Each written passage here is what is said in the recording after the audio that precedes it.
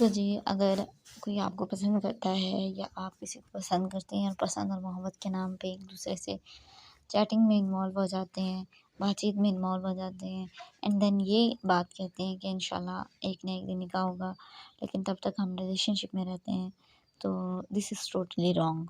इससे आप अपनी भी आखिरत तबाह कर रहे होते हैं और अगले इंसान की भी आखिरत तबाह कर रहे होते हैं और मैच्योर होते हैं, आपको समझ भी होती है कि ये गलत है, लेकिन फिर भी डिज़ायर्स इतनी ज़्यादा होती हैं कि आप चाह के भी दूर नहीं जाना चाह रहे होते। देखें, अगर कोई वाक़ई आपको इंसान पसंद करता है तो वो आपकी या आप उसकी आखिरत की परवाह पहले करते हैं। और इन केसेस में सबसे ज़्यादा नुकसान फीमेल का होता है, लड़कियों का होता है कि देखें, आपको फ्यूचर की गारंटी नहीं है। अभी कोई इंसान आपके सामने कस्में उठा रहा है, वादे उठा रहा है, आपको यकीन दिला रहा है, आपकी मिन्नत समाजतें कर रहा है कि भई मैंने तुमसे ही निकाह करना है, लेकिन फ़िलहाल मुझसे ताल्लुक़ ना तोड़ो, मुझसे बातचीत में रहो। तो यकीन करें, फ्यूचर की गारंटी किसी को भी नहीं है। आपको नहीं अंदाज़ा कि कल को उसका माइंडसेट कैसा हो जाए, कल को वो आपको ऑन करे भी या ना करे, कल को हालात क्या हों।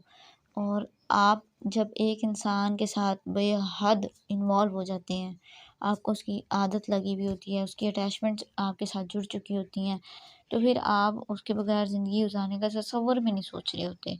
और फिर उसके साथ जुदाई, आप समझ लें कि ज़िंदगी में ही आपकी मौत वाक़ई हो जाती है।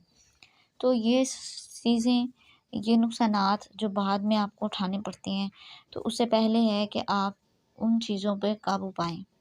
अगर अभी आप इस सिचुएशन से गुज़र रहे हैं कि आप इन्वॉल्व हैं, तो दूर हो जाएँ, क्योंकि आपको नहीं है फ्यूचर की गारंटी, फ्यूचर में क्या होने वाला है। अगर कोई शख़्स आपका नसीब है या आप उसके नसीब में हैं, तो यकीन करें अल्लाह के फ़ैसलों हैं, ऐसे-ऐसे प्लान्स होते हैं कि वो आपको वो शख़्स अता कर देता है। वो चीज़ अता कर देता है जिसका आपने तसव्वुर भी नहीं किया होता, जो आपको नामुमकिनात में से लग रही होती है। क्यों? क्योंकि वो रब्बुल आलमीन है। इन्नल्लाह अला कुल्ली शैइन क़दीर, वो हर शय पर क़ादिर है। तो आपको क्यों नहीं लगता कि अगर आप उसके लिए बेहतर हैं या आप उसका नसीब में हुई बेहतर या वो आपके लिए बेहतर हुआ, तो अल्लाह आपको अता कर देंगे।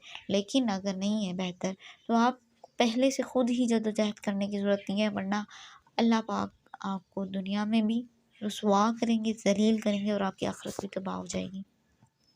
तो इसलिए अपनी ज़िंदगी में अभी भी वक्त है, इसको आप इस चीज़ों से निकल आएँ। एक मैरिड ख़वातीन का मुझे मैसेज आया कि वो मैरिड हैं और उनके 2 बेटे हैं अल्हम्दुलिल्लाह, 12 साल का बेटा और उससे छोटा एक बेटा, और उनके हस्बैंड बहुत अच्छे हैं और वो लाहौर में रहते हैं, ठीक है। उन्होंने इसी तरह का कोई ज़िक्र किया, मुझे एग्ज़ैक्ट जगह याद नहीं है। वो आउट ऑफ सिटी हैं और उनका सिटी कोई और है, और वो अपने हस्बैंड के बगैर रहती थीं। और फिर एक दिन उनके फैमिलीज़ में शादी शुरू हुई और वहाँ वो शादी में गईं फंक्शन अटेंड करने। वहाँ पर उनके मामू के बेटे ने उनको अप्रोच किया, बातचीत की, और उन्होंने भी बातचीत की, और उस बातचीत में फिर क्या हुआ वो आप सुनिएगा। उन्होंने पिक्चर एक्सचेंज की, शादी के फंक्शंस में जो पिक्चर्स थीं, एक दूसरे को पिक्चर सेंड की, बातचीत, गपशप मारी, और उसके बाद उनके कज़न ने उन्हें कहा कि मैं तुम्हें पसंद करता हूँ, मैं बचपन से पसंद करता रहा हूँ। हालाँकि वो सालों साल कभी दोबारा मिले नहीं, देखा नहीं, लेकिन उसने कहा कि मैं तुम्हें बचपन से पसंद करता हूँ। एक मैरिड ख़वातीन जिसके 2 बेटे हैं, उसको अप्रोच करने की कोशिश की, और मैं तुम्हें पसंद करता हूँ और तुम मेरी मोहब्बत हो और ये वो फ़लाँ। और उस वक़्त उन पे भी शैतान हावी हुआ और वो ख़वातीन भी उसके साथ चैटिंग में आहिस्ता-आहिस्ता इन्वॉल्व होती गईं। शी वाज़ सैड कि वो अपनी मदर के घर रहती थी। उनके हस्बैंड आउट ऑफ सिटी थे, लेकिन चूँकि उस लड़के के साथ वो अपने मामू के बेटे के साथ चैटिंग में इन्वॉल्व हुई, और होते-होते फिर उसने उनको कहा कि यहाँ पर तो हम मिल नहीं सकते, मुझे आपसे मिलना है। अब आप एक काम करें, आप ना अलहदा घर की डिमांड करें कि भई मुझे अलहदा रहना है, मुझे है ना मेरी भाभियों के साथ नहीं बननी और मुझे भाइयों के घर नहीं रहना। सेम उन्होंने ऐसा ही किया जैसा उसने कहा, और उसने वैसे ही किया, और उसने घर में अपनी बात की कि मुझे अलहदा घर लेके दें, मैंने अलहदा रहना है, और वो अलहदा हो गई। अब अलहदा हो गई तो उनके लिए आसानी हो गई। वो जो उनके मामू का बेटा या उनका कज़न था, वो उनके साथ मिलने आने लग गया और फिज़िकल मीटिंग्स होना शुरू हो गई और बात बहुत ही हद तक गुनाह तक चली गई। बहुत ज़्यादा गुनाहों में इन्वॉल्व होते गए वो और तकरीबन 3 साल हो गए और वो फीमेल कहती हैं कि जब मैं उससे निकाह को कहती थी तो कुरान उठा के ले आता था और कुरान पे हाथ रख के कहता था कि मैंने तुम्हें छोड़ना नहीं है, तुमसे निकाह करना है, लेकिन अभी कुछ मजबूरियाँ हैं। और इसी कुरान पे यकीन के साथ वो फिज़िकल भी हो गए, फिज़िकल रिलेशन में भी हो गए। इवन के वो मैं बता नहीं सकती कि क्या-क्या कर चुके। ज़िनाह में भी चले गए, ज़िना तक वो कर चुके। अब वो फीमेल जब 3 साल हो गए उससे रिलेशनशिप में, अब जब वो उनको कहती हैं कि मुझसे निकाह करें, तो वो कहते हैं नहीं मैं करता ही नहीं, मैं कर ही नहीं सकता। देखें ये होती है एक बात, एक असल रीज़न कि जब कोई इंसान आपको यूज़ कर लेता है उसका क्या मतलब वो अब आपसे निकाह करे। उसने आपसे वो डिज़ायर पूरी कर ली जो निकाह के बाद ज़रूरत थी, लेकिन अब वो हो चुकी है पूरी, तो वो आपको ऑन ही नहीं करता। वो इवन ये कहता है कि अगर ये एक इंसान की नहीं है तो वो मेरी कैसे हो सकती है।